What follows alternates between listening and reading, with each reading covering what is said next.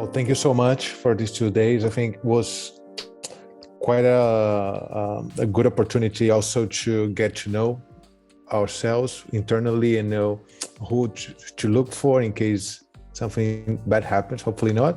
And also to have everything in structured steps on the things that we need to be deal with and how to prioritize the tasks in case we had to handle with an incident. Also, thank you so much for making it more accessible to non-tech like us. You really appreciate that.